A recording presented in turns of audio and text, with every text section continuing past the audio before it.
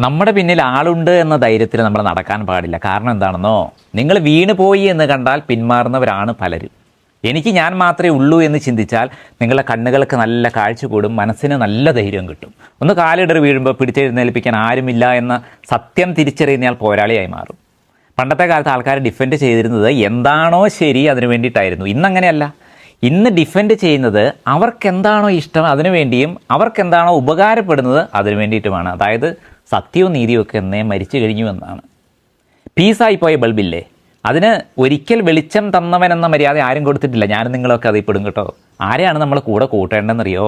നമ്മുടെ പുഞ്ചിരിക്ക് പിന്നിലെ വേദന കാണുന്നവനെയും, നമ്മുടെ ദേഷ്യത്തിന് പിന്നിലെ സ്നേഹം തിരിച്ചറിയുന്നവനെയും, നമ്മുടെ മൗനത്തിന് പിന്നിലെ കാരണം കണ്ടുപിടിക്കുന്നവരെയും വേണം നമ്മൾ കൂടെ കൂട്ടാൻ. നമ്മുടെ ദുഃഖങ്ങളെ ചികിത്സിക്കുന്ന ചില മനുഷ്യരുണ്ട് കേട്ടോ. അവർ നമുക്ക് മരുന്നൊന്നും തരില്ല, അവർ തന്നെയാണ് ആ മരുന്ന്. ഉയരങ്ങളിലേക്ക് ഇങ്ങനെ പോകുമ്പോൾ ഉടയവരാകാൻ ഒരുപാട് പേരുണ്ടാകും. എന്നാൽ നമ്മൾ താഴ്ചയിലേക്ക് പോകുമ്പോൾ കൂടെ നിൽക്കാൻ നമ്മളറിയാതെ മാറ്റി നിർത്തി ചിലരേ ഉണ്ടാകൂ. ക്ലോക്കായാലും മനുഷ്യനായാലും ഓടുമ്പോഴേ വിലയുണ്ടാകൂ. ഓട്ടം നിന്നാൽ രണ്ടും ബാധ്യതയാണ്. നല്ല ജീവിതത്തിന് ഒരു സൂത്രവാക്യം പറയാം. ജീവിതം ഒരു പുസ്തകമാണ് കേട്ടോ.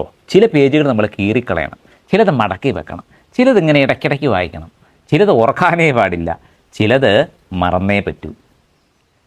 തുറക്കട്ടെ മനസ്സുകൾ.